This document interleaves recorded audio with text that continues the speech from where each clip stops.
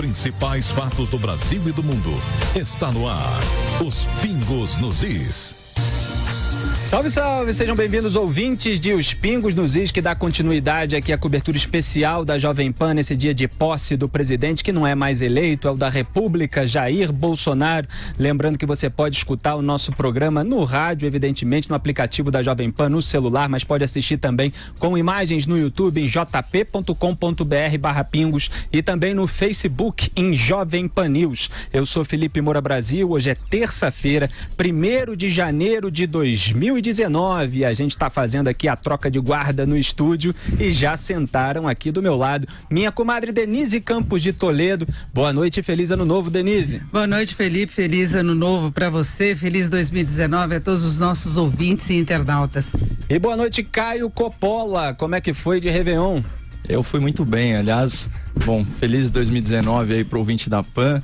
Queria fazer um agradecimento especial aos meus pais, Felipe, que cancelaram aí uma viagem de Réveillon, e só pra me fazer companhia aí nessa virada, pra eu poder estar aqui na Jovem Pan hoje às 8 da manhã. Então, um beijo especial, feliz 2019 pra todo mundo, especial pros meus queridos pais.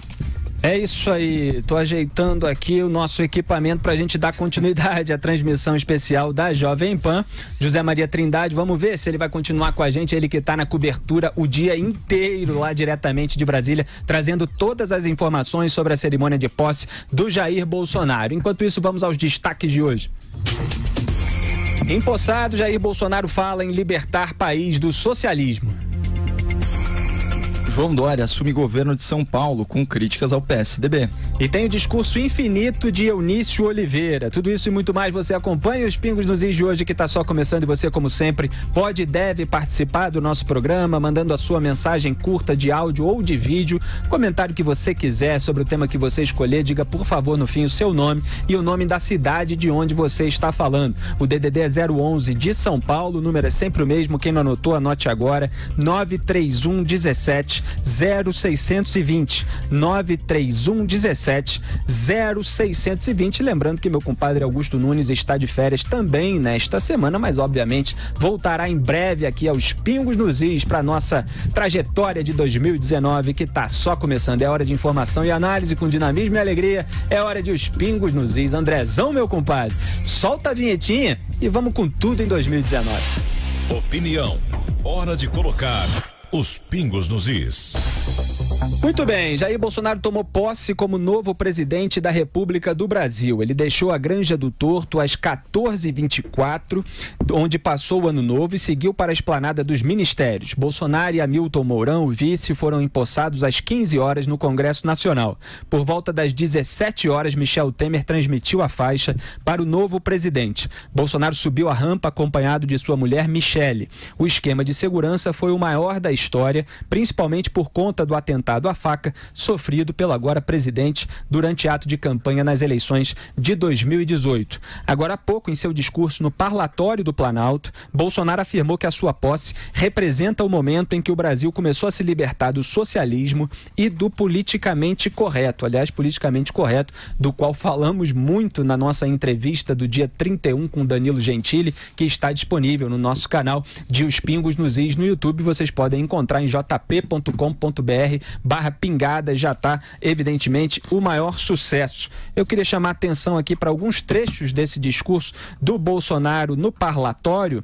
A gente já separou um vídeo que vai mostrar daqui a pouco para vocês, mas ele falou que só é possível esse momento porque Deus preservou a vida dele, que juntos junto com a população, né, ele estava se dirigindo evidentemente ao povo, teve o discurso no Congresso Nacional, e esse em que ele se dirigiu diretamente à população. Falou que o Brasil vai ocupar um lugar de destaque que merece no mundo. A gente já está com ele no ponto, então solta o vídeo aí, Andrezão.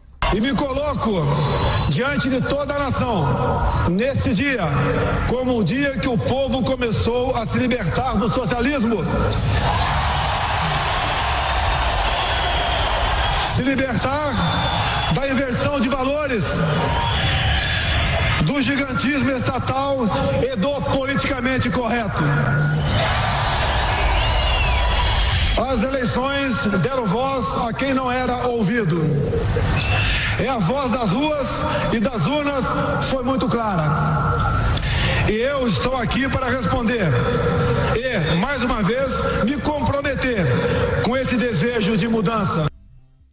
Tá aí o discurso do Jair Bolsonaro, um trechinho do que ele falou no parlatório. Evidentemente, depois ele fez até uma graça mais comum durante a corrida eleitoral, dizendo que a nossa bandeira jamais será vermelha, abriu a bandeira verde e amarela do Brasil do lado do general Hamilton Mourão e pregou essa retórica contra a inversão de valores, o dirigismo estatal, o politicamente incorreto, e falou disso, de se libertar do socialismo, Caio Coppola. Evidentemente, pode até haver uma imprecisão aí, porque talvez essa libertação tenha começado com o impeachment de Dilma Rousseff, evidentemente há graus, há toda uma discussão teórica sobre esses conceitos, mas o governo do Michel Temer, como a gente apontou desde o começo, colocou gente para gerir a economia de uma forma mais liberal do que vinha acontecendo nos governos petistas. Então houve já uma parte do enxugamento, houve já um começo de ajuste fiscal, mas o Bolsonaro evidentemente quis tomar essa bandeira para si, até porque competiu contra o PT e porque também ainda há muito a se fazer para reduzir o tamanho do Estado brasileiro. Lembrando que são 138 estatais só sob comando do governo federal, e esses dados às vezes são discrepantes, né? Cada fonte indica um certo número de estatais federais e também de centenas estatais sob comandos estaduais. Então ainda há muito o que fazer, e o Bolsonaro ali resgatou um discurso que faz tem muita repercussão entre os seus seguidores, Caio Coppola. Eu destacaria também 2 pontos aqui. Ele usa uma expressão interessante, ele fala em colocar os interesses dos brasileiros em primeiro lugar. É um pouco naquela onda do America First, né? Lembrou um pouco o tom da retórica do Donald Trump, né? E ele também resgata a ideia de serviço público. Olha só, ele fala em servir a pátria com humildade e honra. É uma escolha muito interessante de palavras, né? Que na verdade serve para preconizar o que o professor Modesto Carvalhosa chama de um governo decente, né? Ele fala que é uma data histórica, que é uma data de reconstrução, e aí a frase, né, que é o dia em que o povo começa a se libertar do socialismo, da inversão de valores, do gigantismo estatal e do politicamente correto. E me lembrou um pouco da frase do Benjamin Netanyahu, o primeiro ministro de Israel, que falou o seguinte: olha, eu não sou bom em ser politicamente correto, eu sou bom em ser correto, né? E aí ele completou, né, no contexto da fala dele, que o único jeito de atingir a paz é reconhecer a realidade. É importante pensar no que essa terminologia politicamente correta ela quer dizer. Basicamente é um advérbio de modo que condiciona a verdade. Então você muda a verdade, né? Então existe o correto, existe o politicamente correto, e eles não necessariamente são a mesma coisa, e isso já deveria ser suficiente para a gente abominar aí o termo e as suas implicações. Eu não acho que é exagero falar em se libertar do socialismo, principalmente se você colocar ele em oposição ao liberalismo econômico. O Brasil não experimentou ainda, né, Felipe?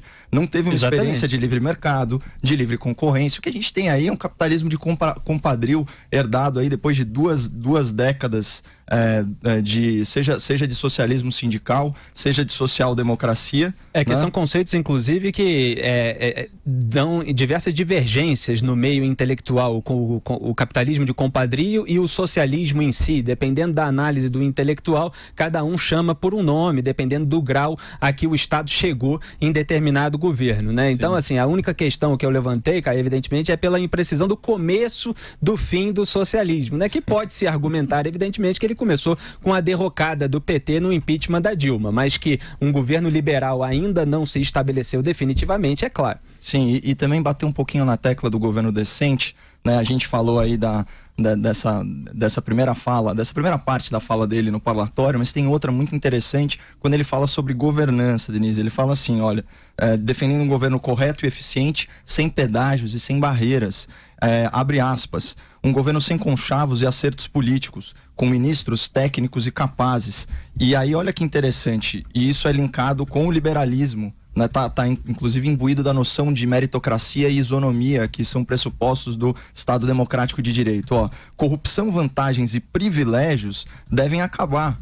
Privilégio é aquele direito que poucos usufruem e todos pagam. Quem quiser se aprofundar no tema, tem o livro do nosso amigo Bruno Garchagen, né? Direitos Direitos Máximos e Deveres Mínimos, tem capítulos excelentes, assim, esmiuçando o privilégio na República Brasileira. Então, essa parte de governança me chamou muita atenção, e também o tom ideológico desse discurso no parlatório, quando ele fala em restabelecer padrões éticos e morais. Então, ele fala em desvirtuamento dos direitos humanos, isso é muito importante, né? Então, a apropriação da agenda dos direitos humanos, que são uma agenda do liberalismo clássico, né? Pela esquerda, como oportunismo político.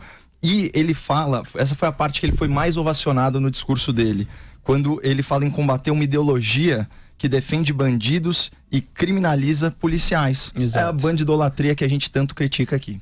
Exatamente, foi muito aplaudido nesse momento, e o Bolsonaro ainda acrescentou que isso levou o Brasil a viver um aumento dos índices de violência e crime organizado, e que a nossa preocupação, nas palavras dele, será com a segurança das pessoas de bem e em garantir a liberdade e a legítima defesa. E aí ele foi muito aplaudido de novo, porque a legítima defesa também foi uma das maiores bandeiras de campanha do Jair Bolsonaro. Denise Campos de Toledo, o que é que você achou desses discursos? Olha, eu achei que ele seguiu muito o que ele vem falando desde a época da campanha. Foi Jair Bolsonaro falando, Jair Bolsonaro candidato, agora presidente da República, mantendo as linhas gerais do que ele propôs à sociedade, que é uma mudança total na gestão da economia e do país, com novos valores, com um outro sentido ideológico. Eu acho que isso dá a expectativa do que se pode ter em termos de gestão do país. A partir de agora vai haver uma reorientação que vai além da economia. A gente tem uma grande expectativa em relação aos grandes desafios do país, que passa pela questão da segurança, que tem o ajuste da economia, reformas estruturais. Aliás, em termos de reformas, ele não falou muito. Ele falou em reformas estruturantes apenas no segundo discurso, já com a faixa presidencial. Mas Jair Bolsonaro representa uma mudança muito maior, que pega os costumes, que pega a área de segurança, com uma outra orientação. O Sérgio Moro foi o primeiro ministro depois empossado, enfim, o que se pode esperar dele é uma mudança total de gestão. Então nós vamos ver na prática uma pessoa que tenta colocar uma agenda completamente diferente da que nós tínhamos no país já há muito tempo, na área econômica, na área de segurança, na área de costumes. Isso se estende às várias áreas aí em que estão sob a responsabilidade do governo, como educação, e até na saúde, direitos humanos, relações internacionais. Enfim, vai ser uma mudança muito ampla. Vamos ver como é que vai ficar na prática, né, Felipe? Porque é muita frente de trabalho ao mesmo tempo. Não é que você tem uma ou outra orientação um pouco diferente do que se tinha em termos de administração pública. É uma reorientação geral, e foi isso que Jair Bolsonaro reafirmou hoje nos dois discursos. Exatamente. Aliás, já que você falou de educação, eu estava pouco antes de entrar no estúdio lendo uma matéria do Globo aqui sobre uma medida anunciada pelo futuro ministro da Educação, Ricardo Vélez Rodrigues. Aliás, estava acontecendo a cerimônia de posse dos ministros agora há pouco, não estou aqui informado se ela já acabou, se ele ainda é futuro ministro ou se já é ministro, não, já né? Acabou, o Ricardo Vélez Rodrigues. Então já acabou, Denise estava acompanhando aqui mais de perto. Então o ministro da Educação, Ricardo Vélez Rodrigues, ele anunciou que o governo do Jair Bolsonaro terá uma secretaria especial para transformar escolas públicas em unidades de ensino cívico-militar. E ele argumentou o seguinte: os colégios militares hoje no Brasil representam um modelo que dá certo, que tem disciplina, que tem bom desempenho nos índices de valorização e avaliação. Então esse modelo de colégios cívico-militares, como já existem em alguns lugares, eu acho que é um sistema bom. As crianças gostam, as famílias gostam. Por que não apoiar isso se está dando certo? Então essa foi a declaração do novo ministro da Educação, Ricardo Vélez Rodrigues. O Jair Bolsonaro, durante a campanha, falou várias vezes em multiplicar o número de colégios militares, porque vários deles, pelo menos, têm bons índices de aprovação. Então, eles acreditam que a coisa está sendo bem feita aí. E hoje ele repetiu nesse discurso, como estava falando a Denise, acabar com a ideologia, a doutrinação ideológica nas escolas. O Jair Bolsonaro, de fato, defende o projeto Escola Sem Partido, quer dizer, pelo menos defende a tese de que as crianças precisam ser ensinadas sobre matemática, sobre português, português, sobre história, sobre geografia, não a se transformar em militantes políticos. E foi isso que ele repetiu nos discursos que ele deu hoje, né, Denise? Eu acho que você tem que deixar de lado essa questão ideológica do ensino, que é um problema em várias áreas. Agora, Felipe, eu acho que a prioridade aí maior é você ter qualificação dos professores, para depois você ter qualificação dos alunos. A gente tem um problema de base aqui no Brasil do ensinamento fundamental, do ensino fundamental, que é matemática e português, né? Então, as crianças que estão na escola têm que aprender a escrever, falar direito e fazer conta. Exato. E é uma coisa que está devendo. Você vê, não é uma questão apenas de escolas distantes, escolas em regiões mais pobres, não. Você vê na escola pública de um modo geral. E eu acho que isso acaba chegando também aos estados. Eu acho que há necessidade de uma revisão do sistema educacional brasileiro, que tenha muito foco nessa questão de qualificação mesmo, a qualificação dos professores, a questão de remuneração, de você formar uma base de quem vai ensinar os alunos, porque houve um momento no Brasil em que a escola pública, ela ensinava de fato, e as pessoas podiam passar a vida inteira numa escola pública, chegava à faculdade com excelente formação. Hoje não, acaba sendo sinônimo de você não ter condição de competitividade, você tem que dar cotas para quem vem de escola pública, porque em princípio é uma pessoa que teve menos acesso à educação, à formação. Eu acho que isso está errado na base. Então, quem estuda numa escola pública tem de ter condições de avançar no ensino médio, depois ensino superior, em pé de igualdade. Não é? A pessoa não é porque ela é mais pobre que ela até recorre ao ensino público que ela tem que ter uma formação menos adequada, não é? Exato. E só para completar, o Bolsonaro disse: pela primeira vez o Brasil irá priorizar a educação básica. Temos que nos espelhar em nações que são exemplos para o mundo, que por meio da educação encontraram o caminho para a prosperidade. Diga lá, Caio Coppola. Mestre Felipe, você roubou minha fala, mas eu vou aproveitar e complementar. Eu só roubei a fala do Bolsonaro, estava só reproduzindo. Eu vou aproveitar então e complementar com uma outra colocação dele sobre educação, isso já no discurso de posse, né, é complementar. Ele fala o seguinte: em respeitar a vontade soberana da população que deseja uma escola que prepara o jovem para o mercado de trabalho e não para a militância política. Né? Então eu acho que focando em educação básica e com essa preocupação de focar na transmissão de conhecimento, né, Denise? E não na partidarização, no uso político, no aproveitamento covarde que alguns militantes disfarçados de professores fazem da audiência cativa dos alunos. Aí, quem sabe, o Brasil vai para frente. Eu acho que nessa quantidade, a qualidade também, e a gente teve uma banalização até de curso superior e cursos de mestrado, então as pessoas acabam tendo, e quando você vai ver, não tem a qualificação adequada para o mercado profissional depois. Então, eu acho que tem que ter uma inserção, uma preocupação desde o ensino fundamental, ter qualidade mesmo desse ensino, né? E parece que é essa a proposta. Então vamos ver, eu acho que não pode focar apenas nessa questão de ideologia, mas tem que inverter essa situação que nós temos em relação à formação. Tá tudo muito errado, não é? Porque você não pode ter crianças que estão alfabetizadas, mas não sabem ler. É uma coisa assim ilusória que se tem aqui no Brasil, não é a quantidade que conta. Caso de analfabetismo funcional, né? Exatamente. É um dos nossos grandes problemas.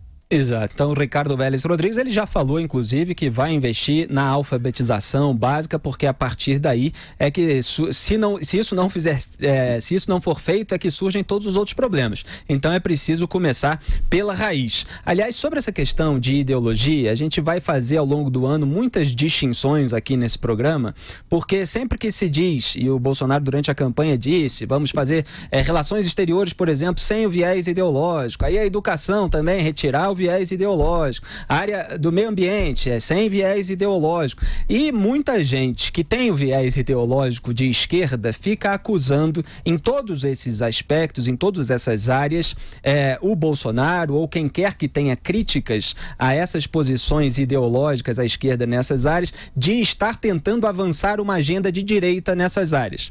É possível que isso aconteça por hipótese, por especulação lógica? É possível, só que a gente vai ter que analisar analisar cada caso para ver se é isso que está acontecendo ou se o governo, esse governo determinado, Jair Bolsonaro, está apenas tirando aquela tentativa de formar militantes, de distribuir cargos de ONGs para companheirada e tal, e simplesmente querer fazer as crianças aprender português e matemática, o meio ambiente ser cuidado sem que isso precise sustentar um monte de ONGs que estão lá fingindo que estão salvando o mundo, mas não estão fazendo isso, e em todas as áreas, inclusive nas relações exteriores. A gente estava falando aqui semana passada, né, Caio, que não fazer comércio com Israel é que é posição ideológica. Fazer não é. E fazer não quer dizer que não vai fazer comércio com outros países com os quais Israel tem algum atrito. Então, a gente vai precisar, em cada caso específico, né, cara, fazer essa distinção do que é deixar de lado a ideologia sem necessariamente seguir um caminho para a ideologia oposta. Aliás, outra fala dele aqui, tirar a verve ideológica das nossas relações internacionais. E só para deixar bem claro, desideologizar não significa ideologizar. Exatamente. Pelo contrário, você tem que fazer um movimento em direção ao ponto neutro. E outra coisa, vamos dizer assim, desprestigiar regimes totalitários que estão aí à porta da nossa casa, como Cuba, como Venezuela, isso é questão de ideologia, pessoal, isso é questão de direitos humanos. Os direitos humanos aí na acepção correta da palavra. Exato. E não usados como uma agenda política para promover interesses partidários. Exatamente. E a Nicarágua também é sempre bom lembrar do Daniel Ortega, parceirão do Lula, que também está lá trinca da tirania. Manifestantes. Como se fala nos Estados Unidos, a trinca da tirania latino-americana, né? Cuba, Venezuela e a Nicarágua. Os Estados Unidos já tem um bom nome para esse trio parceirão do PT. A gente precisa chamar o primeiro intervalo comercial de Os Pingos nos Is e volta já. Os Pingos nos Is. Os Pingos nos Is.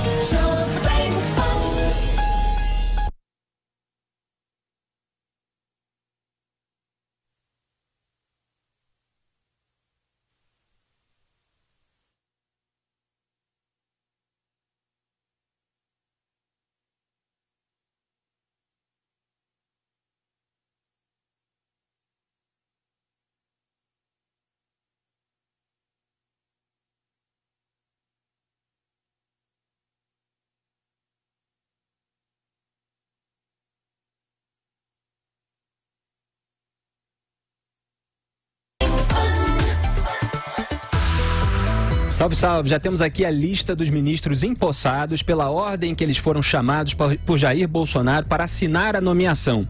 Sérgio Moro na Justiça, Onyx Lorenzoni, Casa Civil, Fernando Azevedo e Silva, Defesa, Ernesto Araújo nas Relações Exteriores, Paulo Guedes na Economia, Tarcísio Gomes de Freitas na Infraestrutura, Tereza Cristina na Agricultura, Ricardo Vélez Rodrigues, como a gente falou anteriormente, na Educação, Osmar Terra na Cidadania, Luiz Henrique Mandetta na Saúde, Bento Costa Lima Leite de Albuquerque Júnior, que nome grande, hein? Minas e Energia, Marcos Pontes, Ciência, Tecnologia, Inovações e Comunicações, Ricardo Salles no Meio Ambiente, Marcelo Álvaro Antônio no Turismo, Gustavo Canuto, Desenvolvimento Regional, Damares Alves, Mulher, Família e Direitos Humanos, Gustavo Bebiano, que foi presidente do PSL durante a corrida eleitoral, agora estará na Secretaria-Geral da Presidência, Wagner Rosário, Controladoria Geral da União, a CGU, Carlos Alberto dos Santos Cruz na Secretaria de Governo, cargo que era ocupado pelo Carlos Marum no governo do Michel Temer, o general Augusto Heleno no Gabinete de Segurança Institucional, o GSI, André Luiz de Almeida Mendonça na Advocacia Geral da União, a AGU, e o Roberto Campos Neto no Banco Central. Então, o Roberto Campos Neto, neto do querido Roberto Campos, que sempre defendeu as bandeiras liberais, as bandeiras do liberalismo econômico para reduzir o tamanho do Estado brasileiro. Era exatamente isso que a gente estava comentando agora há pouco, que ainda precisa ser feito. Então, Jair Bolsonaro disse que começa o Brasil a se livrar do socialismo. Evidentemente, já houve algumas medidas econômicas que mostraram essa guinada para um rumo mais liberal, mas ainda há um longo caminho para reduzir o tamanho do Estado e, como Bolsonaro vem dizendo nos seus discursos, desburocratizar, desregulamentar, abrir caminho para que os empreendedores de todas as classes sociais possam empreender, criar as suas próprias empresas sem sofrer todos aquela dor de cabeça que o Estado sempre dá para quem quer criar negócios nesse país que está na situação, é até difícil de falar, é posição 176 no ranking mundial em facilidade de abrir empresas. Então, está aí seguindo no rumo do liberalismo econômico com Roberto Campos Neto no Banco Central. A gente volta já com os pingos nos is. Com credibilidade, os pingos nos is. Salve, salve, estamos de volta com os pingos nos is, aqui Felipe Moura Brasil com Caio Coppola e Denise Campos de Toledo. Vamos em frente. Mais cedo, em seu discurso de posse no Congresso, o presidente Jair Bolsonaro defendeu um pacto nacional e prometeu construir uma sociedade sem discriminação ou divisão. Afirmou ainda que irá libertar definitivamente o Brasil da corrupção, da criminalidade, da irresponsabilidade econômica e da submissão ideológica. Bolsonaro convocou o Congresso para ajudá-lo a aprovar as reformas estruturantes de que o país precisa. A gente já tem esse trecho separado aí, Andrezão? A produção é muito rápida. Solta lá então. Primeiro, quero agradecer a Deus por estar vivo, que pelas mãos de profissionais da Santa Casa de Fora operaram um verdadeiro milagre. Hoje aqui estou fortalecido, emocionado e profundamente agradecido a Deus pela minha vida e aos brasileiros que confiaram a mim a honrosa missão de governar o Brasil, neste período de grandes desafios e ao mesmo tempo de enorme esperança. Governar com vocês. Aproveito este momento solene e convoco cada um dos congressistas para me ajudarem na missão de restaurar e de reerguer nossa pátria, libertando-a definitivamente do jugo da corrupção, da criminalidade, da irresponsabilidade econômica e da submissão ideológica. Tá aí, libertar o jugo, então, de 4 fatores, o Bolsonaro elencou: corrupção, criminalidade, irresponsabilidade econômica e submissão ideológica. Da submissão ideológica, evidentemente, a gente já falou. Corrupção, os governos petistas foram marcados pela corrupção, a gente viu também como o governo do MDB foi marcado por denúncias. A Procuradora-Geral da República, Raquel Dodge, em dezembro agora, denunciou o presidente Michel Temer na verdade, por ela foi a primeira vez, mas pela terceira vez pela PGR, porque o Rodrigo Janot, antecessor dela, já havia denunciado o Michel Temer 2 vezes. Então a população brasileira tem essa esperança de que o cenário político vai estar menos sujeito à corrupção com a gestão principalmente do Sérgio Moro na pasta do Ministério da Justiça e da Segurança Pública. A relação à criminalidade, também o Sérgio Moro vai ter de tratar desse assunto, interagindo com os governos estaduais, e a irresponsabilidade econômica foi aquela que a Denise conhece muito bem, que marcou o governo do PT, principalmente depois daquela matriz lá da Dilma Rousseff, né, Denise? Além de irresponsabilidade, eu acho que tinha um pouco de ignorância econômica, porque em muitas ocasiões as medidas eram anunciadas e você tinha certeza que ia dar errado. Então precisa ter muita responsabilidade na hora de se administrar, definir uma agenda econômica, ainda mais no momento que o Brasil vive, que ainda está lá na beiradinha de uma crise muito séria. A gente melhorou, mas ainda há uma insatisfação geral com relação à situação econômica. Agora, Felipe, tomara que ele consiga tirar esses grandes males do país. Corrupção, que a corrupção vem resistindo à Lava Jato. A Lava Jato já está nas ruas há muito tempo, com muita gente condenada, com delações, e continua o esquema em vários locais. Você vê em vários estados, você vê no âmbito federal. Nós estamos vendo aí uma troca de comando na presidência, e o presidente que sai, ele já é alvo de várias denúncias. Então você vê que tem muita coisa ainda correndo em paralelo. É um esquema que pegou toda a estrutura administrativa do país, estrutura política, criminalidade, um problema seríssimo, vai ser um grande desafio, não é só na área econômica. A Sérgio Moro também vai pegar essa questão, que não é só corrupção. Nós temos o crime organizado aqui no Brasil crescendo demais, se estendendo, atingindo o exterior também, se espalhou por vários estados. Submissão ideológica, que é o que a gente já colocava há pouco, que há necessidade de você tirar a diretriz ideológica de várias áreas de governo. Agora você não pode cair no outro extremo. A gente tem de buscar eficiência administrativa, eficiência nas várias áreas, de educação, de comércio exterior, de agronegócio, que foi um ponto bastante destacado por Bolsonaro. Agora chamou a atenção nessa primeira fala dele, no primeiro discurso, a forma como ele tratou o Congresso. Ele lembrou que ele é parlamentar há quase 30 anos, ele foi parlamentar, ele foi deputado, depois ele falava em governar junto e falava em respaldo também do Congresso, respaldo legal para algumas medidas. Então ele deu a entender que vai querer negociar com o Congresso, que conta com esse apoio do Congresso para as medidas que podem levar a resultados importantes nessas outras áreas que ele citou. Não é? E não se trata do toma lá da cá. Muita gente acha que é só ele romper com o Congresso, apresentar um programa e os deputados e senadores que fiquem na deles. Não é assim. A gente tem um sistema político que leva a tramitação das matérias de uma forma muito complicada, tem partidos demais, então tudo isso pode dificultar a tramitação de muita coisa que é relevante para ele conseguir resultado em outras áreas. Então é importante ele ter chamado a responsabilidade do Congresso. Eu acho que isso é fundamental para que a gente tenha resultados rápidos da nova gestão. Caio Coppola. A sensação que eu tive, pegando o gancho no que a Denise falou, foi de um homem muito à vontade entre seus pares. Exatamente. Né? Progressista. Inclusive, na hora que ele estava, eu imagino que ele estava assinando algum documento da posse, ele brincou, né? Eu estou casando com vocês, se dirigindo aí então ao parlamento. Isso é um senso de humor meio na linha de um papo de vestiário, mas sinaliza o DNA parlamentar do Jair Bolsonaro, quase 3 décadas de casa. Você falou, a gente chamou muita atenção para a ideia de libertar a pátria, né? Da corrupção, criminalidade, responsabilidade econômica e submissão ideológica. De fato, a gente vê uma pátria refém, né? Então eu separei aqui outros 2 trechos que eu achei bem interessantes. Ele bate firme na questão dos valores morais, né? Então ele fala em unir o povo, em valorizar as famílias, reconhecer a importância dos valores judaico-cristãos, né? Que são essenciais para a formação da nossa sociedade. E ele fala explicitamente em combater a ideologia de gênero. A ideologia de gênero, que é aquela tese sociológica sem nenhuma fundamentação científica que coloca o gênero masculino e feminino como uma construção social, fruto exclusivamente da experiência pessoal ou do ambiente, né? Ou seja, totalmente apartado, você ser menino ou menina é totalmente apartado da sua biologia. Claro que isso é uma negação da realidade genética, né?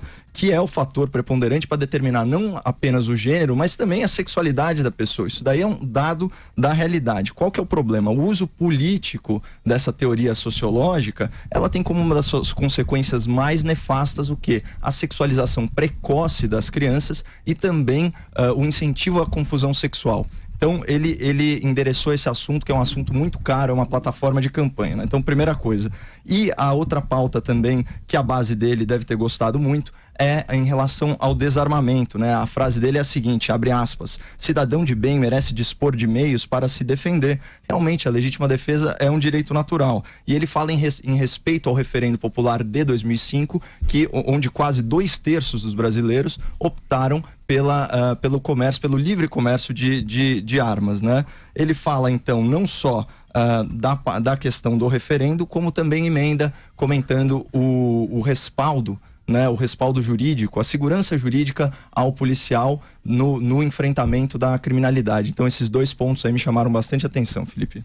É isso aí, eu ouço muitas análises, Denise, também em relação ao discurso do Bolsonaro. Agora eu acho muito complicado definir se foi um discurso diretamente para os parlamentares ou se foi um discurso diretamente para os seus eleitores, se foi um discurso mandando recado para fulano ou para Beltrano. Num discurso como esse, de posse de um presidente eleito, é justamente essa composição de vários elementos. Você faz acenos ao Congresso Nacional da maneira que você acha que deve ser feito, que é para que o Congresso, evidentemente, aprove as medidas que você quer, e o Bolsonaro, nesse ponto, sinalizou que vai trazer a pressão popular para cima dos congressistas. Obviamente ele fez isso com alguma sutileza no seu discurso do Congresso Nacional, mas é o que ele já demonstra há muito tempo. Ele está interagindo diretamente com a população por meio das redes sociais, reclama evidentemente de determinadas coberturas da imprensa, então vai fazer com que o seu eleitorado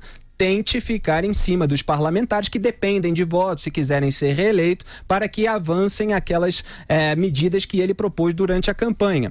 Então faz acenos, evidentemente, ao seu eleitorado, repetindo algumas bandeiras importantes, e ao restante do eleitorado mostrando que vai ser um presidente para 208 milhões de brasileiros. Se você for analisar o discurso, você vai ver que tem todos esses elementos. A questão é a sutileza na construção desse todo, né? E eles certamente tomaram as precauções que lhes cabiam. Vamos ver como é que isso vai acontecer na prática, né, Denis? Agora ele falou com o Congresso pelo menos umas 3 vezes, né? Durante esse discurso, foi diferente do outro, né? Depois já com a faixa presidencial.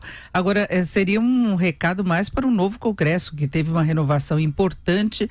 Agora é uma renovação que a gente vai ter de ver também na prática como vai ser. Exatamente. Porque tem muita gente, o eleitorado tá observando muito aquelas pessoas mais conhecidas, mais próximas do Bolsonaro. Tem muita gente que não tem a menor experiência em vida parlamentar, que está lá para representar determinados grupos, determinados interesses, são bancadas mesmo. Agora, você ter bancadas que apoiam o presidente não significa que elas vão apoiá-lo em qualquer medida, porque elas têm os próprios interesses. Então, você tem uma determinada bancada ruralista, que pode gostar muito das propostas dele para a área, mas pode não gostar das propostas para outra área. Então, não vai fechar 100% com o presidente. Então, vai ter que ser um trabalho aí, uma relação construída com negociação e, claro, com pressão popular, isso sempre.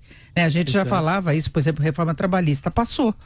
Né? Passou mesmo com pressão da população, mesmo com os sindicatos chamando a população a pressionar. Então tem algumas medidas que não é a questão da pressão da sociedade, é responsabilidade com gestão.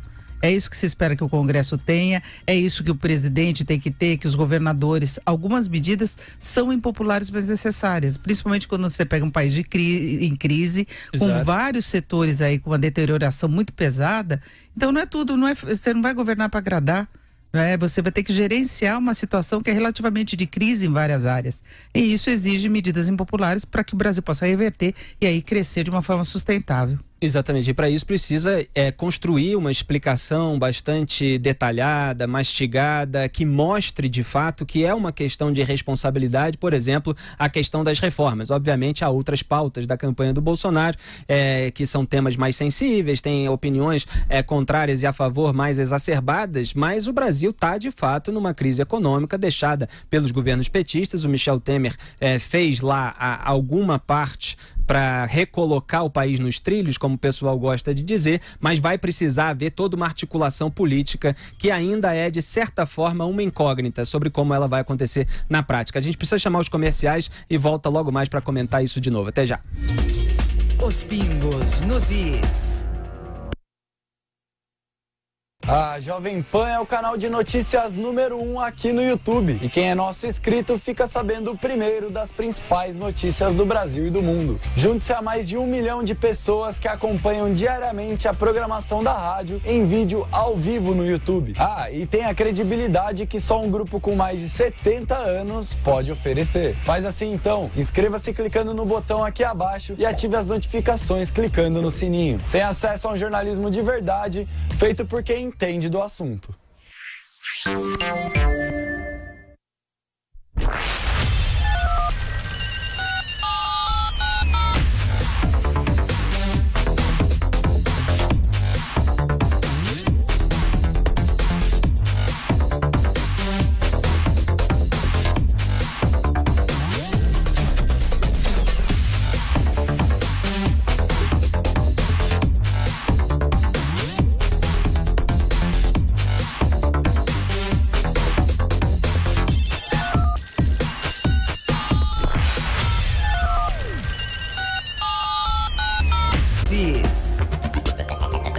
Denise Campos de Toledo traz os detalhes do reajuste do salário mínimo anunciado pelo governo do Jair Bolsonaro. Diga lá, Denise. Muita gente pode não gostar porque o reajuste vai ser menor do que estava sendo previsto, pelo menos foi a indicação dada hoje. Jair Bolsonaro deve assinar um decreto fixando o novo valor do salário mínimo, que tem reajuste todo começo de ano, e ele deve ser corrigido de R$ 954 para R$ 998. Ele fica abaixo do que tinha sido aprovado pelo Congresso, que seria o valor de R$ 1.006. Isso seria uma adequação em relação à inflação, que perdeu força nos últimos meses. Nós tivemos até deflação, inclusive do índice oficial, que é o IPCA, então haveria esse recálculo. O reajuste do salário mínimo é calculado com base na inflação do último ano e também o crescimento da economia brasileira. Naquele período em que nós tivemos o PIB negativo, a inflação muito alta acabou compensando e foi aplicada apenas a inflação. Agora, para o governo, haverá necessidade mais à frente de rever essa condição, inclusive pensando no que acontece com as finanças do sistema previdenciário, porque cada real de aumento do salário mínimo representa para a União um acréscimo de despesas de 304 milhões de reais. Quando você pensa nisso acumulado durante vários anos, como vem acontecendo desde 2011, quando começou a ser aplicado esse novo critério de reajuste, isso tem um impacto enorme e uma boa parcela, a maior parte da Previdência recebe apenas o mínimo como benefício. Então tem um impacto direto na Previdência e não é apenas a questão da União que eu estava citando como exemplo. Tem impacto também nas contas dos estados, dos municípios, que têm o salário mínimo como uma referência. Estados e municípios que também estão com as contas aí totalmente comprometidas com as despesas com servidores, tanto da ativa quanto inativas. Então, isso deve ser alterado a partir de agora. Esse foi o primeiro valor a ser definido, mas já está prevista uma alteração, uma redefinição dos critérios de reajuste do salário mínimo em 2020. Talvez a proposta já venha antes. Agora seria apenas uma adequação de curto prazo, essa situação que nós temos da inflação. É claro que precisa haver também, no caso da Previdência, alguma desvinculação para que o salário mínimo possa passar por uma recomposição de valores, sem que isso tenha uma implicação direta tão pesada como tem nas contas da Previdência, e a Previdência teria de ter outros critérios de correção. Opinião com credibilidade. Os pingos nos is. Salve, salve! Estamos de volta com os Pingos nos Is. Aqui Felipe Moura Brasil com Caio Coppola e Denise Campos de Toledo no estúdio da Jovem Pan em São Paulo. Em discurso de 13 minutos no plenário da Câmara dos Deputados, o presidente do Senado e do Congresso Nacional, Eunício Oliveira, elogiou os ajustes promovidos pelo governo Michel Temer e negou que os parlamentares tenham aprovado as chamadas pautas-bomba para o governo de Jair Bolsonaro. Quer dizer, mentiu. Vamos assistir um trecho aí, Andrezão. O governo de Vossa Excelência certamente enfrentará um pouco menos de dificuldades, graças a importantes matérias aqui aprovadas, para ajudar o Brasil a superar a grave crise pela qual passávamos. Em respeito à história dos fatos, peço-lhe licença, presidente Bolsonaro, mas não posso deixar de registrar a perseverança política e pessoal do ex-presidente Michel Temer. Tenho certeza, presidente Jair Bolsonaro, que Vossa Excelência estará recebendo um país com diversos ajustes feitos com a colaboração com este Congresso Nacional. Aqui nessa casa, aqui nesse Congresso, não houve pauta-bomba, nem deixou-se qualquer herança maldita. Não houve pauta-bomba, nem deixou-se herança maldita. Isto é fake news. É mentira do Eunício Oliveira. Tem pauta-bomba, sim. Denise Campos de Toledo acompanhou parcialmente isso. Tem uma verdade aí, que não deixou pauta-bomba, que é o próprio, né? Eunício tá fora. Exatamente. O Bolsonaro Oliveira, não vai ter que lidar com ele. Do MDB do Ceará, tentou ser reeleito senador, não conseguiu. Ele faz parte daquela leva que não teve a humildade de reconhecer o desgaste da própria imagem e tentar uma vaga na Câmara dos Deputados, onde existem 513 vagas em vez de 81 como no Senado, e acabou estando de fora dessa próxima legislatura. Felizmente, porque como vocês viram, era alguém que tentou usar a cerimônia de posse do Bolsonaro para fazer um desagravo a si próprio. Uma cena, né?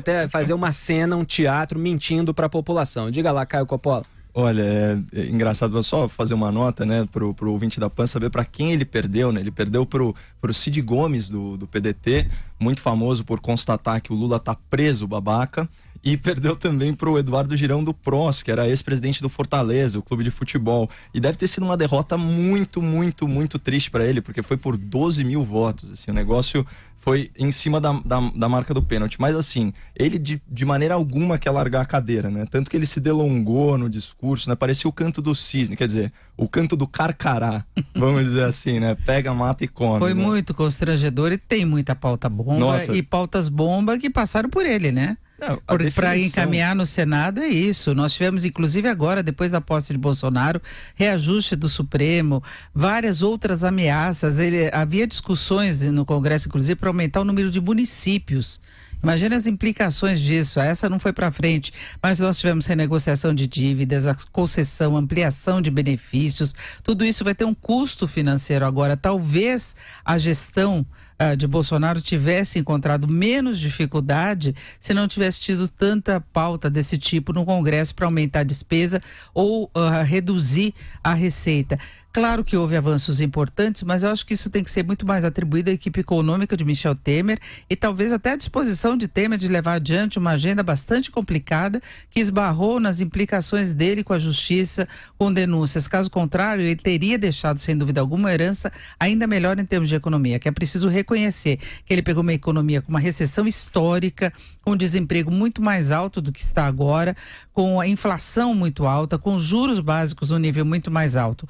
Não está uma maravilha, tem muita coisa ainda a ser feita, inclusive porque não conseguiu levar adiante a reforma da Previdência, mas não dá para dizer que foi o Congresso que fez isso. O Congresso, em determinado momento, percebeu que tinha que aprovar para que a economia pudesse reverter a situação de crise, até para se criar um ambiente um pouco melhor, então foi avançando com uma série de pautas aí importantes, mas esbarrou muitas vezes na incapacidade do Congresso de ter sensibilidade com relação ao interesse comum do país, reorganização de finanças e tudo mais. Foi cansativo, foi constrangedor, Bolsonaro não sabia o que fazer, o público que estava lá, ninguém aguentava aquele e muito alongado, né? Demais. Ele falou mais do que o presidente que estava sendo empossado. O discurso dele foi maior. Só para colocar alguns números aí no que a Denise desenhou para a gente. Bom, a definição de pauta bomba é aquela que traz gastos e que comprometem a meta fiscal da legislatura, ou enfim, do ano fiscal seguinte, né? Então, quando a gente fala, esse exemplo é perfeito, aumento do teto constitucional do judiciário, né? Aumento de 16% agora no apagar das luzes do Congresso, elevou o teto do judiciário da elite, do funcionalismo público, portanto, de 33 mil para 39 mil reais.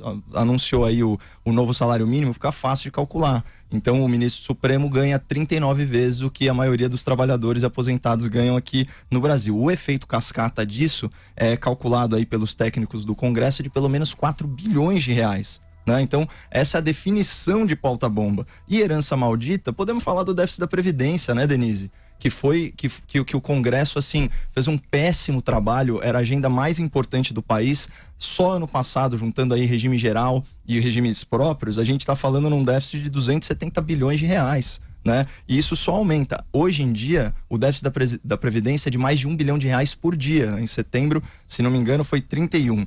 E eu queria só chamar a atenção para mais um ponto do discurso do Eunício, Felipe, quando ele se meteu aí a dar conselhos pro presidente, né? Ele que inclusive falhou nas urnas. Ele disse o seguinte: política é a arte de produzir consenso. Isso é uma paráfrase, né, do estadista, do chanceler prussiano, né, do Otto von Bismarck. Na verdade, a frase original é: política é a arte do possível, né? E não tem nada a ver com a arte de produzir consenso. Isso daí é aquele presidencialismo de cooptação, de ter aquele congresso amorfo, sem nenhuma ideologia, atuando por interesses escusos. Na verdade, se for para falar alguma coisa, política é a ciência de você fazer uma maioria. Isso sim, a democracia é o regime das maiorias que respeita as minorias dentro do Estado democrático de direito, né? Baseado na isonomia, principalmente, a igualdade de todos perante a lei. E aí, para finalizar, ele matou com a seguinte citação do Confúcio: o discurso empolga, mas o exemplo arrasta. Aí você imagina, né? O discurso do Eunício já não empolgou nada. Agora, imagina arrastar alguma coisa. Agora, Felipe, só para lembrar desse reajuste do Supremo, foi meio que uma resposta à forma como Paulo Guedes teria tratado Eunício ele não gostou e no dia seguinte isso foi colocado em pauta. E depois ele fala que o Congresso colaborou. Exatamente. Não dá para saber se foi só isso, né? Se foi só o Paulo Guedes ter dito que o Congresso precisava de uma prensa e aí o Eunício Oliveira resolveu se vingar por meio da pauta bomba, mas que foi uma ótima maneira de se vingar. É que eu desconfio que ele já queria votar isso, né? Já sei, aí eu acho ele que pode ter sido só a gota d'água. E o reajuste dos ministros do Supremo foi evidentemente uma causa de indignação por todo o país. A gente comentou muitas vezes aqui em Os Pingos nos Is e logo depois eles ainda aceitaram o decreto de indulto de Natal de 2017 do Michel Temer, naquele julgamento no plenário do Supremo, agora em dezembro de 2018, causando ainda mais indignação. Quer dizer, o próprio presidente Michel Temer sancionou o aumento salarial dos ministros do STF, que votaram a favor da libertação de criminosos, inclusive corruptos. Mas, felizmente, aquele julgamento foi suspenso depois que o ministro Luiz Fux pediu vista quando o placar estava em 6-2. Mas foi um final nessa área moral melancólico para o governo do Michel Temer e com a participação, evidentemente, do Eunício Oliveira, que felizmente não volta a essa legislatura para o gosto dos brasileiros, que aliás do lado de fora a gente tem aqui eles reagiram, então a gente tem aqui o vídeo dessa reação ao longo discurso mentiroso do Eunício Oliveira. Solta aí, Andrezão.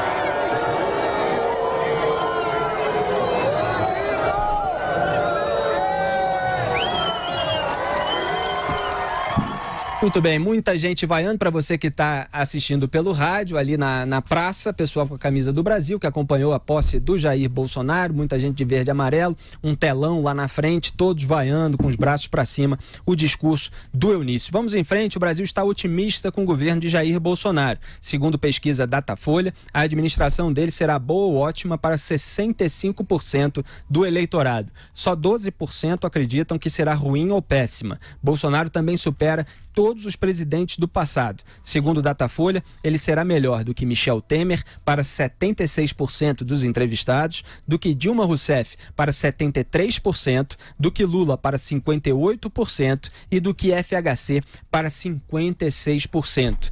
Quer dizer, apesar de todas as polêmicas, vamos chamar assim, de uma maneira genérica, recentes, ainda existe um voto de confiança da maioria do eleitorado em relação ao Bolsonaro. Ainda existe um otimismo que ele vai ter de capitalizar politicamente para aprovar as principais medidas do seu governo nos 100 primeiros dias, principalmente a reforma da Previdência, né, Denise? Exatamente, e ele conseguiu conquistar um eleitorado que não era dele, porque algumas pesquisas apontaram o índice de apoio depois das eleições superior ao do eleitorado que votou nele nas eleições. Então isso quer dizer que houve apoio ou uma boa receptividade à indicação dos ministros, à formação da equipe de governo, o que se falou depois em termos de propostas para a gestão da economia, para a administração do país, todas as preocupações que ele tem demonstrado nas várias áreas. Então isso pode ter convencido uma parte do eleitorado e ele tem muita condição de colocar o país mais nos eixos, não só a economia. Ele está agora com esse apoio popular, isso é um respaldo importantíssimo, inclusive para avançar nas propostas no Congresso, que a gente estava discutindo muito isso agora. Sem dúvida alguma, o Congresso dá muita importância para o que a sociedade pensa. Se a sociedade apoia o presidente, o Congresso aceita com muito mais facilidade as propostas que são apresentadas. Ele tem uma excelente equipe na área econômica, ele tem Sérgio Moro à frente da Justiça e Segurança, que é outra área que vai ter de demonstrar resultados e resultados rápidos. A criminalidade no Brasil não pode esperar por grandes planos, da mesma forma que em relação ao ajuste das contas públicas, também há urgência. Há urgência, sim, de aprovação da reforma. É preciso explicar exatamente qual vai ser a proposta deles para que a sociedade, pelo menos, entenda, se não aceitar integralmente por interesses próprios que também pesam na avaliação de cada um. Mas é isso, eu acho que a equipe dele foi muito bem recebida, viu, Felipe? E isso fica demonstrado exatamente esses dados aí do apoio e da confiança. E nós temos índices de confiança dos empresários aumentando muito aí nas últimas semanas, do consumidor. Isso não tem a ver apenas com a situação presente, que não é nenhuma maravilha quando a gente pensa em termos de ritmo de crescimento da economia, mas pensando no que vem pela frente agora, em 2019.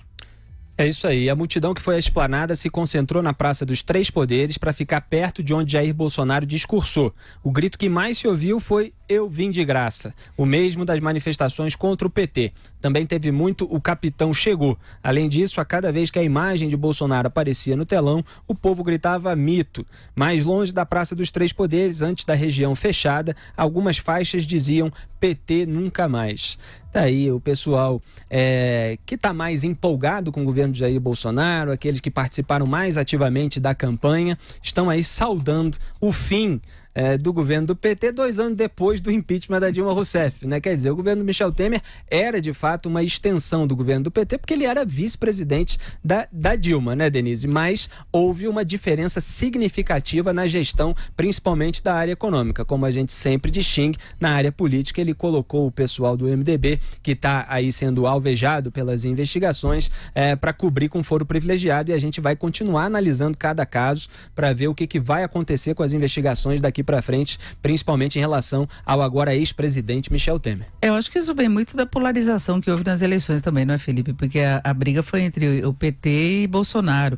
Primeiro aquela tentativa de o ex-presidente Lula ser candidato, depois ele sendo impedido pela justiça, foi Fernando Haddad, os dois disputaram o segundo turno, então criou uma animosidade de novo com relação ao Partido dos Trabalhadores. Nós sabemos que muita gente votou no Bolsonaro por um antipetismo que se manifestou hoje também, claro. E essa questão de "eu vim de graça", acho que tem muito a ver com aquela época das manifestações pró-ex-presidente Lula, pró-PT, em que se falava da distribuição de sanduíches de mortadela, né? Então foi conhecido naquela época, mas eu acho que essa polarização tende a perder força, porque agora todo mundo vai focar no novo presidente, no novo governo. Agora é a realidade, não tem mais disputa, não tem mais discurso de campanha, agora é ação para valer, né, Felipe? Exatamente. Aliás, eu vejo várias análises na imprensa da turma mais anti-Bolsonaro que fala assim: Bolsonaro agora tem que descer do palanque e governar. Isso é o dia da posse, né?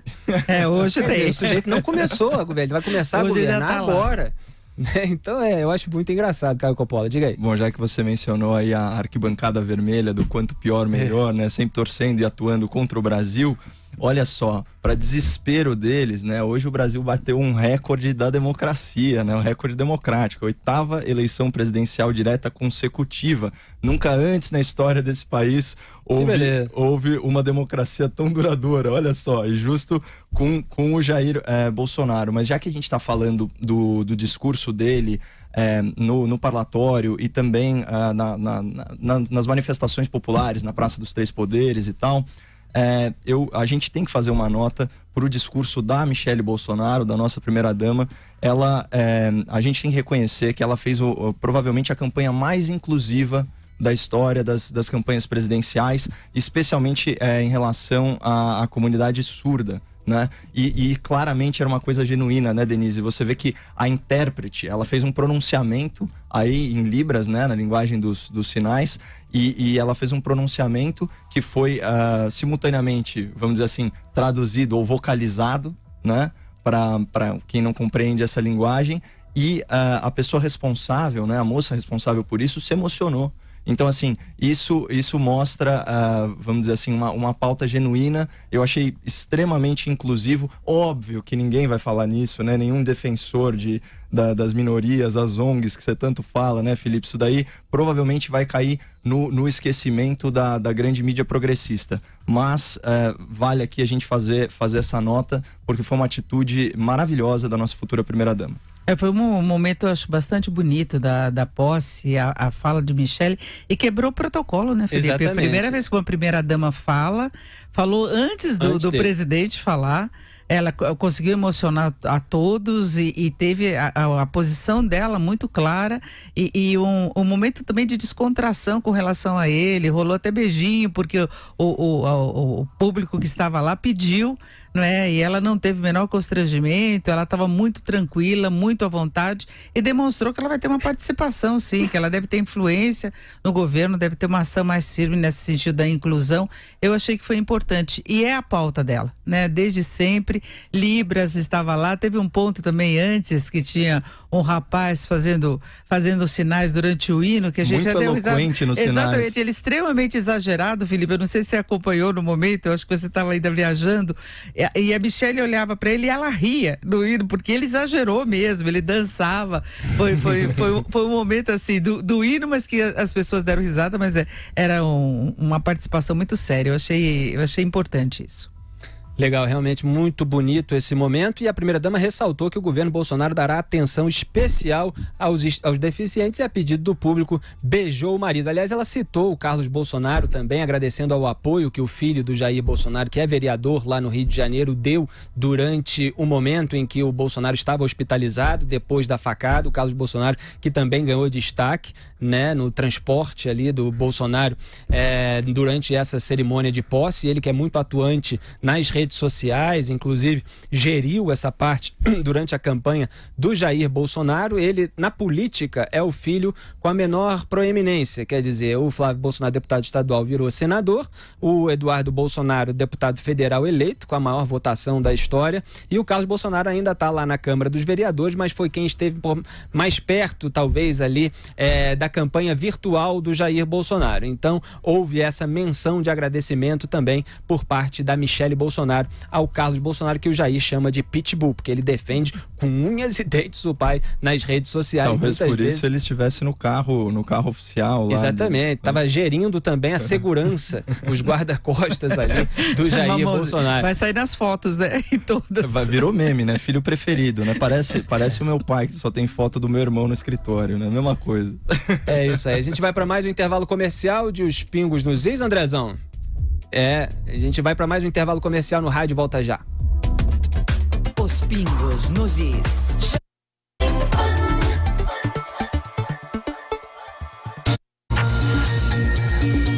Salve, salve! Estamos de volta com Os Pingos nos Is, aqui na transmissão no YouTube, em jp.com.br/pingos, que é a transmissão ao vivo normal do nosso programa, mas quem puder também pode, quem tiver qualquer problema com essa transmissão, pode assistir também em jp.com.br/ao vivo, porque a cobertura especial da Jovem Pan do dia da cerimônia da posse está vindo desde amanhã e continua lá também em jp.com.br/ao vivo. A gente já falou aqui dos gritos na esplanada, do discurso do Eunício Oliveira, e vamos falar agora de 10 chefes de Estado e de governo que participaram da posse de Jair Bolsonaro nessa terça-feira. Também foram confirmados 3 vice-presidentes, 12 chanceleres, 18 enviados especiais e 3 diretores de organismos internacionais. A presença do presidente do Peru, Martín Vizcarra, estava confirmada. Ele chegou a vir para Brasília, mas teve que retornar a seu país na manhã de hoje. Os primeiros ministros de Israel, Benjamin Netanyahu,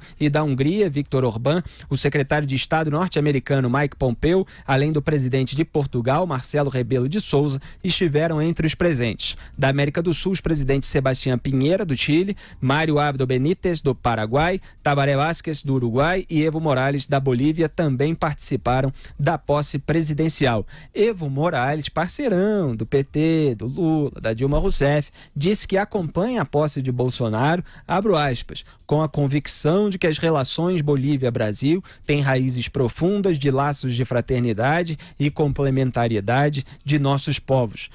Somos parceiros estratégicos que olham para o mesmo horizonte da pátria grande. Fecho aspas. Para Evo Morales, Caio Coppola, esse discurso está até comportado. É óbvio que no final ele teve de mencionar ali a pátria grande, esses movimentos de esquerda latino-americana, principalmente organizados a partir do Foro de São Paulo, criado pelo Lula e pelo Fidel Castro em 1990, sempre se referiram à pátria grande como essa maneira de você formar um bloco que excluísse os americanos, que excluísse os Estados Unidos, contra os quais eles têm aquele monte de preconceitos, aquele discurso de DCE universitário, que você conhece muito bem, né, Caio Coppola? Opa, conheço e me afastei dele de pronto, né? Bom, se ele tá nessa pegada aí de relações fraternas, ele podia devolver aí as indústrias que ele nacionalizou, né, em 2006, no governo Lula. Podia começar por aí, né? A gente tem que lembrar do histórico de expropriação de propriedades brasileiras promovido por esses governos e da leniência do governo Lula em lidar com isso, né? Bom, falando sobre o conceito de pátria grande, ursal ou enfim, qualquer coisa assim, isso é fantasia do Foro de São Paulo e tá ficando para trás na nossa história. A gente vai para mais um intervalo comercial e volta já. Não, a gente continua aqui, é isso, Andrezão. Andrezão tá me avisando que a transmissão do rádio agora se junta à transmissão do YouTube, não é isso, Andrezão? Muito bem, tá tudo organizado, então técnica. Seguimos em frente com essa cobertura do dia da cerimônia de posse, com essa presença dos representantes internacionais, Denise Campos de Toledo. Evo Morales não fez nenhum discurso, ele que ameaçou até vir aqui no Brasil impedir o golpe contra a presidenta eleita Dilma Rousseff em 2016, quando a petista estava deixando o poder, mas agora está falando em parcerias estratégicas. E o Brasil, era o que a gente estava falando no começo do programa, não tem que olhar para a questão ideológica, ele tem que ver qual é a melhor maneira de ter uma melhor relação internacional, mais benéfica para a sua população, evidentemente respeitando alguns critérios morais também. Exatamente, eu acho que teve essa seletividade, inclusive porque alguns países foram desconvidados por orientação do futuro ministro das Relações, aliás, já novo ministro das Relações Exteriores, e eu lembro que Evo Morales foi citado, inclusive, por Jair Bolsonaro, não como dirigente político, qualquer coisa política em si, mas quando ele falava da questão dos índios, lembrando que ele era índio e virou presidente, demonstrando até, Jair falou isso pelo menos umas 2, 3 vezes, né, citando Evo Morales, e ele pôde participar, talvez Evo Morales esteja querendo aí uma nova aliança do ponto de vista comercial, claro que não há alinhamento político, mas é possível você ter uma relação produtiva mesmo com quem não pensa igual, com quem não tem a mesma ideologia. É que a gente tem falado muito, você não tem que escolher parceiros pela ideologia. É claro que você não pode concordar com absurdos que acontecem em alguns países, como a causa da Venezuela, não é isso, você tem de ter uma interferência, tem de ter alguma ação internacional, não é apenas de um país isolado, mas com relação à Bolívia, toda a conversa está em aberto.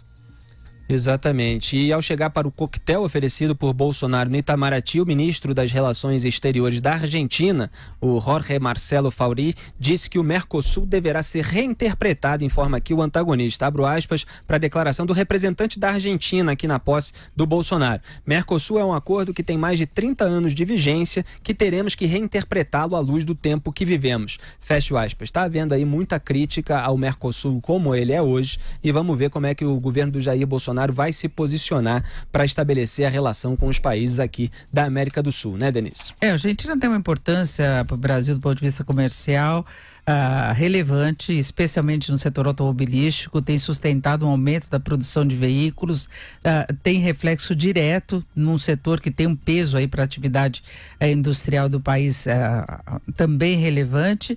Então eu acho que cabe negociar os termos do Mercosul. Um bloco econômico ele pode conseguir alianças com outros, tinha negociação com a União Europeia, agora o Brasil pode ter uma presença mais firme, menos ideológica, não é, Felipe? Que é o que a gente espera, porque o Brasil já engoliu muito sapo também da Argentina por essa questão de amizade, então se sobrepunha ao que se esperava de uma parceria de fato. Então a Argentina tinha seus problemas, alterava regras, mexia, atropelava o Brasil e o Brasil continuava junto lá, aceitando todas as normas que eram impostas. Então eu acho que isso não pode continuar.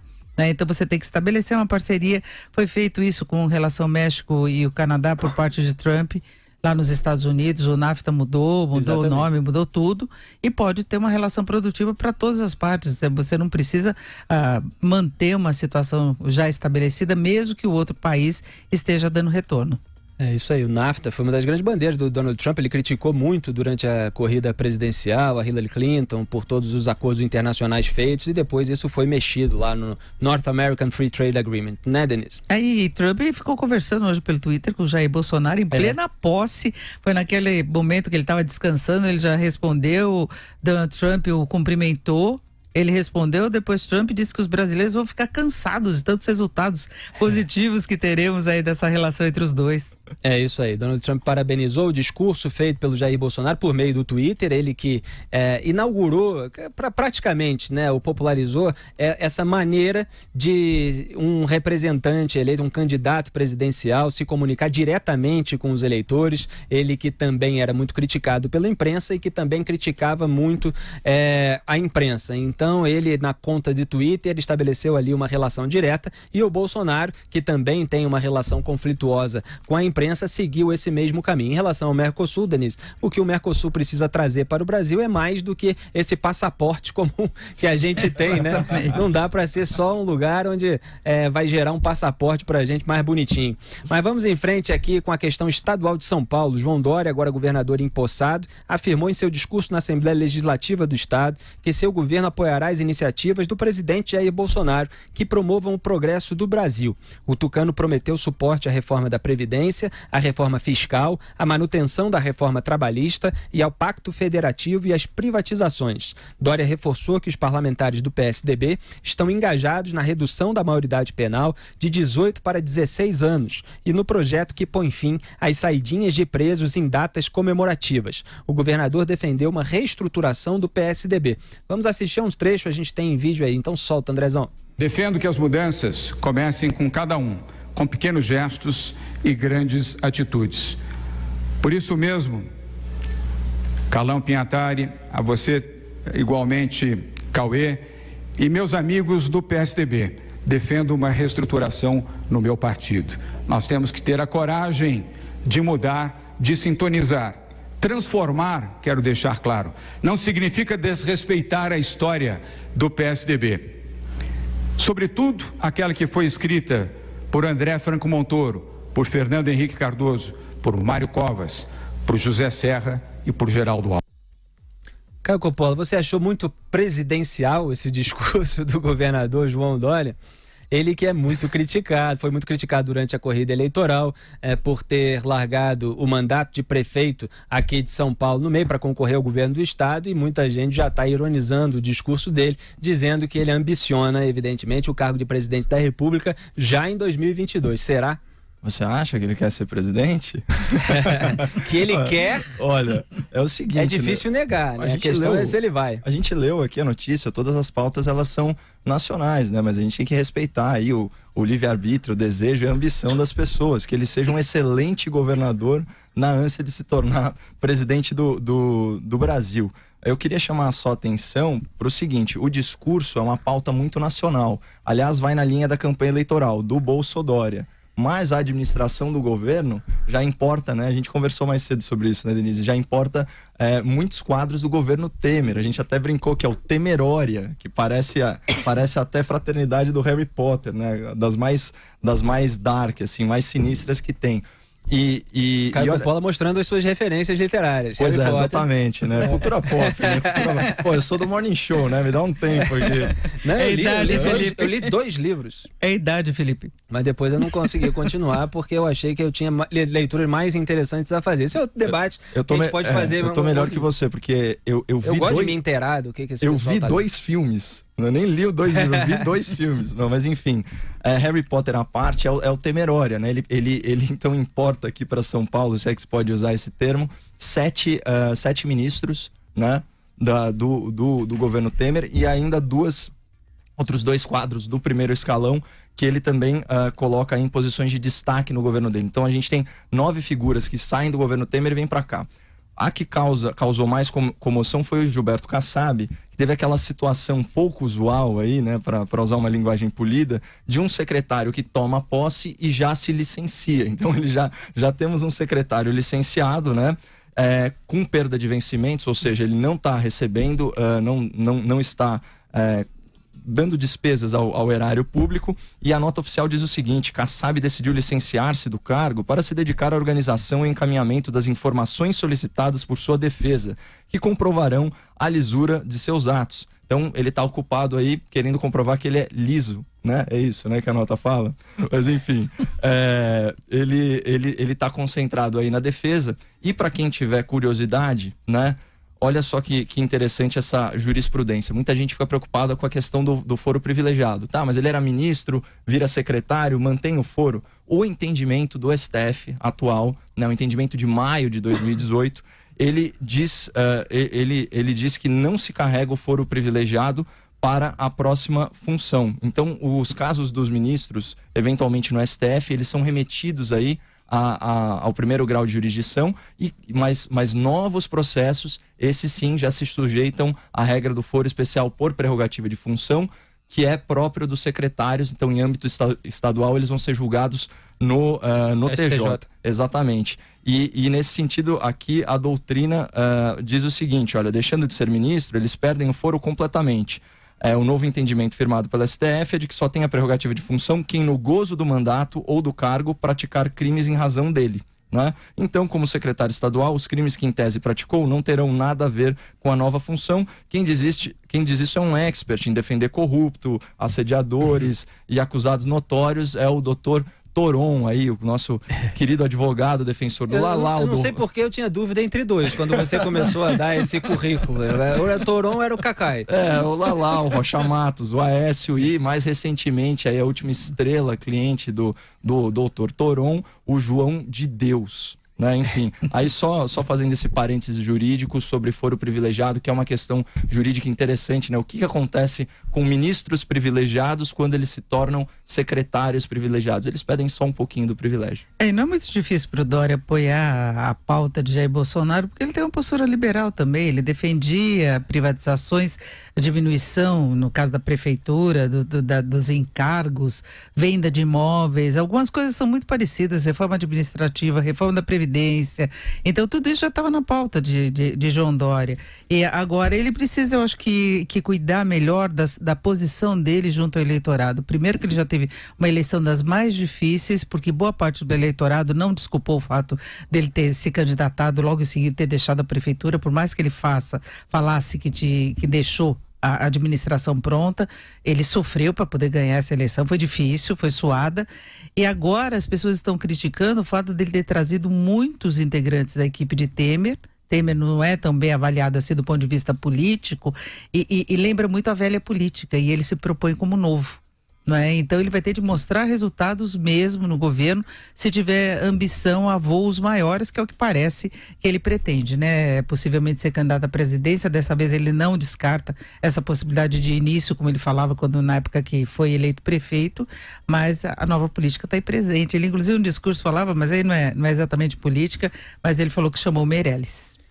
É isso aí, Henrique Meirelles vai ser o secretário da Fazenda do governo João Dória aqui em São Paulo. E a Denise falou que não é difícil para o Dória adotar essa pauta do Bolsonaro de privatizações, que é a pauta do Paulo Guedes, porque ele já adotava isso aqui na prefeitura, da mesma forma a pauta de combate à criminalidade, porque é um tema nacional, é um tema que também interessa aqui aos paulistas. Então a gente falou que esses tucanos mais ligados ao Dória estão engajados na redução da maioridade penal de 18 para 16 anos e nesse projeto que põe fim às saidinhas de presos. O Dória falou muitas vezes nos debates da corrida eleitoral que tentaria fazer o possível para acabar com as saidinhas de preso. Aqui no Natal, eu até antecipei, eu falei, olha, vai ter a saída do Natal, esse saidão de Natal que eles fazem todo ano, e daqui a pouco vai pipocar notícia de que o preso que recebeu o benefício do saidão de Natal cometeu determinado assalto ou atropelou alguém e tal. E aí no programa do dia seguinte do Natal, né,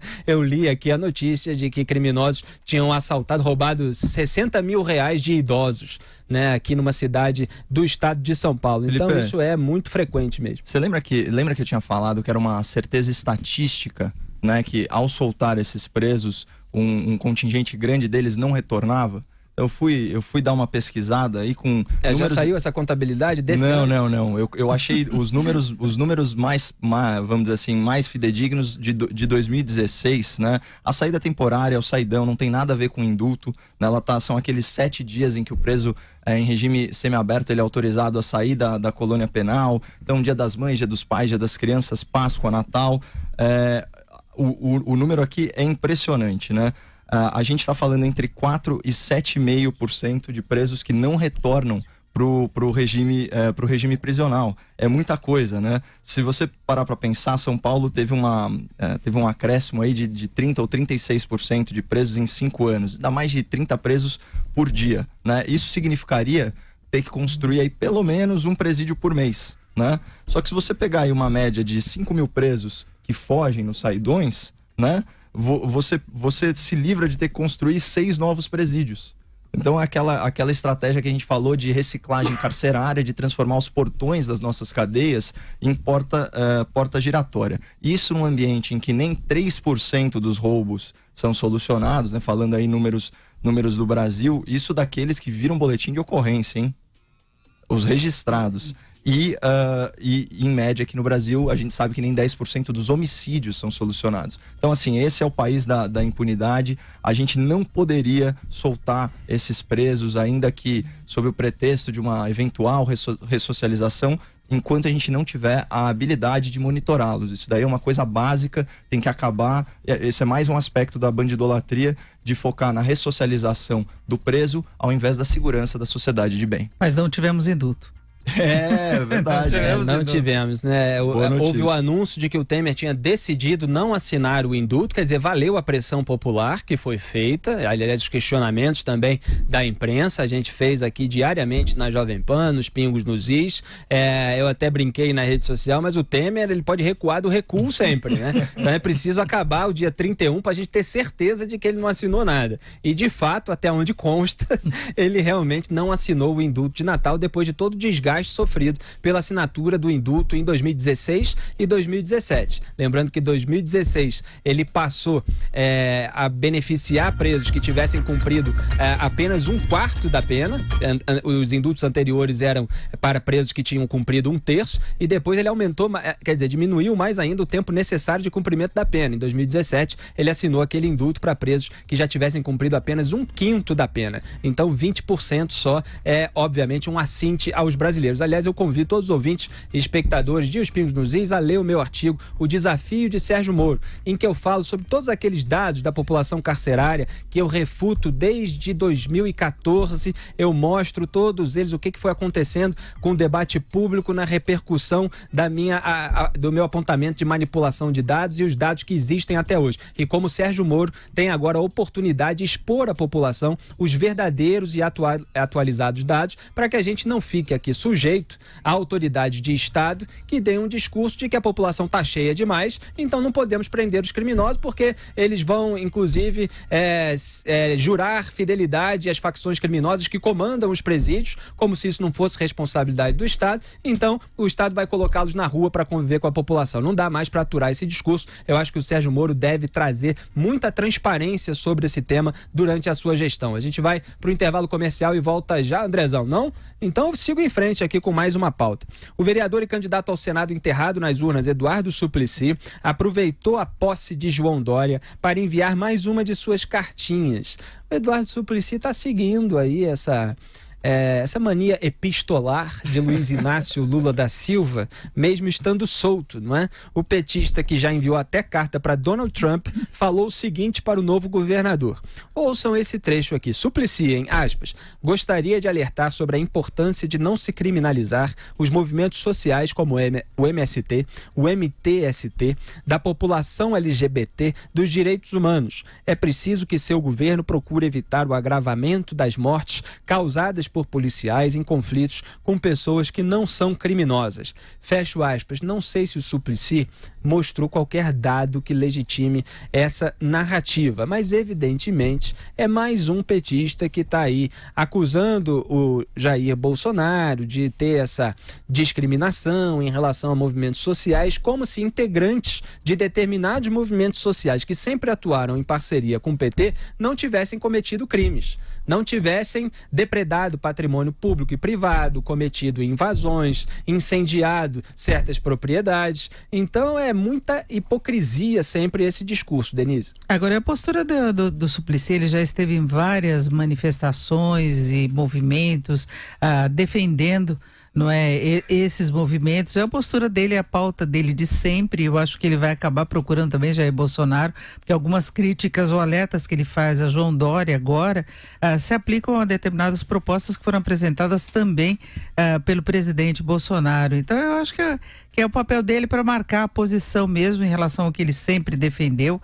Não é uma posição muito particular, lembrando que ele também não conseguiu avançar no cargo que ele pretendia, não é, Felipe? É isso aí. Fala, Caio Coppola. Não, é interessante. Bom, antes ele enviar a carta do que ele cantar, né? E de preferência não Blowing the Wind pela enésima vez. Poderia usar um pouquinho mais a internet também, né? Teria uma receptividade talvez maior, uma adesão maior do que uma carta particular. Manda um zap, Suplicy. Tem uma particularidade, né? Quando ele fala assim, a importância de não se criminalizar os movimentos sociais como MST, MTST, e aí ele vai colocando barra.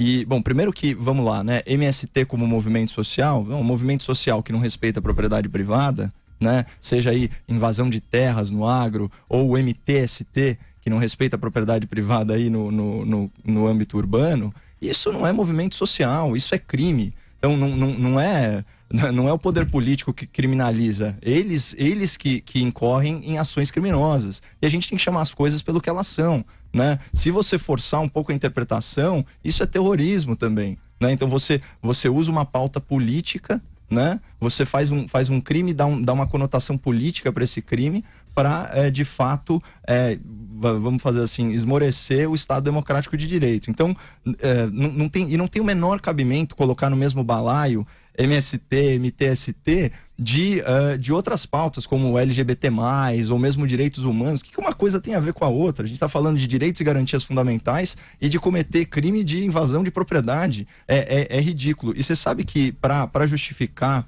essa carta, ele contou um caso muito particular de um senhor que, por algum motivo, não estava usando o capacete, andando de moto sem capacete, em velocidade, e que, ao ser interpelado por policiais, né, ele não freou. E, devido ao contexto lá da cena, ele foi alvejado e faleceu. Isso é o que o Suplicy relatou. Agora, isso é um caso excepcional. A gente tem, obviamente, tem que ser investigado, ver se houve excessos, ver se o contexto justificou a ação policial, mas, de novo, isso é um pouco daquilo que o presidente tinha colocado. Olha, combater abre aspas, ideologia que defende bandidos e criminaliza policiais. É sempre isso. Isso é a bandidolatria, né? É você dar protagonismo na relação social ao criminoso, todas as vezes, e usar de casos excepcionais para montar uma série de políticas públicas que não estão conectadas com a realidade. É óbvio que se você é do Rio de Janeiro, você sabe muito bem o que significa uma pessoa andando em alta velocidade numa moto sem capacete, geralmente, inclusive às vezes, dando tiro pro ar, né? Tamanha impunidade, dependendo de onde você está no Rio de Janeiro, se me corrija se eu estiver errado, eles passam assim, sem o menor pudor. Então, assim, de fuzil. A gente vai falar disso já. Exatamente. Então, não cabe, é uma pena. Eu confio, vamos dizer assim, no caráter, melhor, na honestidade do ex-senador Suplicy, enterrado nas urnas, como bem colocado, mas esse tipo de postura não tem mais lugar aqui no Brasil. E falando nisso, Wilson Witzel tomou posse como governador do Rio de Janeiro na manhã dessa terça-feira. Ele prometeu libertar o Estado da irresponsabilidade que marcou as 2 últimas décadas da política estadual. Witzel avaliou o resultado da eleição como um símbolo do grito de milhares de homens e mulheres cansados da corrupção, que está tirando de nós e de nossos filhos os sentimentos de esperança.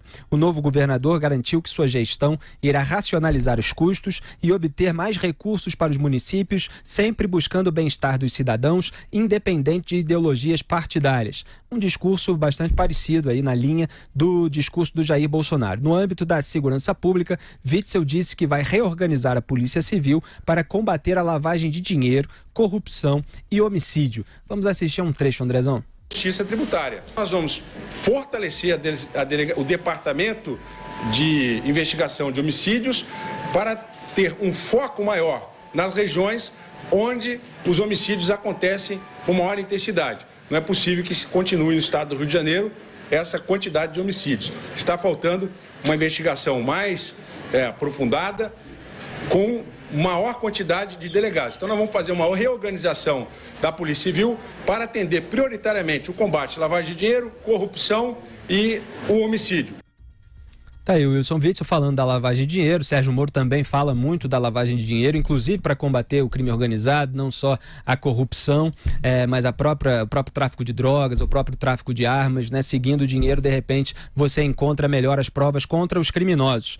E o Jair Bolsonaro, só para emendar aqui nessa pauta, deve encaminhar ao Congresso Nacional um projeto autorizando o abate de traficantes armados com fuzis. O Wilson Witzel, governador do Rio, disse para o jornal o Globo, aspas, eu espero que o Congresso Nacional aprove uma lei antiterrorismo que enquadre os traficantes como terroristas, para que eles possam ser abatidos de fuzil e de vez nós encerrarmos essa polêmica. Já falei, ele se referindo ao Bolsonaro, e estamos trabalhando nisso. Ele deve encaminhar para o Congresso e nós vamos apoiar. Fecho aspas. Evidentemente, essa medida precisa ser analisada em todos os seus aspectos. A gente precisa analisar o texto que vai sair daí. Eu sou a favor, evidentemente, do endurecimento no combate ao crime organizado. Mas eu quero saber, e o general Augusto Heleno, aliás, fala muito bem disso, ele vai distinguindo as nuances, se o policial autorizado para executar um traficante vai ter a informação de que aquele sujeito é um traficante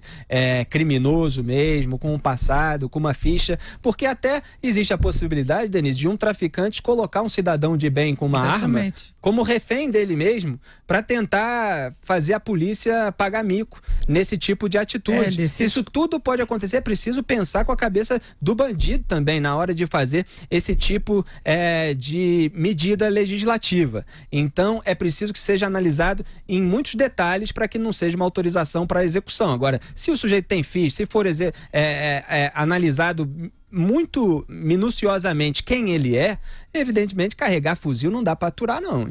Exatamente, tem que ter uma punição, mas tem que ser muito bem avaliado, porque as pessoas podem ser inclusive reféns desses traficantes e estarem portando o fuzil exatamente forçados, como você colocou, Felipe. Agora, eu acho que mais do que a simples execução, você tem que combater o crime organizado de uma forma muito mais ampla. Não é pegar um ou outro. A gente sabe que a estrutura deles tem o comando de dentro das penitenciárias, tem se espalhado por todo o país, está indo muito mais longe, está entrando na política, está entrando em várias áreas para ter condição de estabelecer uma estrutura que os mantenha, inclusive financeiramente, juridicamente, com legislação, com uma série de coisas. Então vai ter de ter um trabalho de inteligência muito sério antes de você chegar a esse ponto de executar um ou outro traficante que você encontra, simplesmente, porque às vezes ele pode ser lá a ponta, né, que executa lá no local onde ele está. Agora os cabeças mesmo da estrutura, eles estão muito mais protegidos. Eles não vão sair com fuzil na rua, e é essa estrutura que você tem que acabar. Caio Coppola, suas considerações finais sobre esse tema, seu boa noite. Eu acredito que o abate com fuzil não se trata de enquadrar o traficante como terrorista, mas sim de constatar que ele é um terrorista. A definição do terrorista: ele aterroriza toda a comunidade, ele se impõe pela força, ele não respeita o Estado de Direito, é uma lei paralela, né? Um estado de anomia completo, né? Eu não tenho, assim, que não haja nenhuma dúvida, né? Você utilizar o sniper é uma coisa pontual, é paliativa, é controversa, tem que haver uma certeza, uma inteligência por trás disso. Exatamente. Mas os números, né, da intervenção federal no Rio de Janeiro, eles comprovam que o aumento da letalidade policial resultou sim na diminuição do número de homicídios dolosos, de roubo de carga e de latrocínio. O latrocínio teve redução de quase 1/3. Sabe? Então, assim, a estatística mostra que aumentar a repressão policial funciona, né? A questão é como fazer isso de maneira aí a poupar vidas civis, porque é uma obviedade. Se você aumenta o custo do crime, o custo do criminoso, você vai dissuadir a atividade criminosa. E tem uma outra obviedade que a gente sempre fala, que CPF cancelado não reincide, e é muito difícil haver a substituição de delinquente nas quadrilhas. A gente vai tratar esse assunto em maiores detalhes mais adiante, mas é isso aí. O que eu quero chamar a atenção sempre é que existe a proposta, uma manchete que você lê no jornal: abater traficantes armados com fuzis. E existe o texto que vai se tornar eventualmente uma medida legislativa no Congresso Nacional. É preciso analisar o texto, o que ele está incluindo, quais são as medidas, quais são as circunstâncias para que isso ocorra. E quando a gente tiver esse texto em mão, a gente pode fazer uma análise mais minuciosa. Boa noite a todos os ouvintes e espectadores de Os Pingos nos Is. Boa noite, Caio Coppola. Boa noite.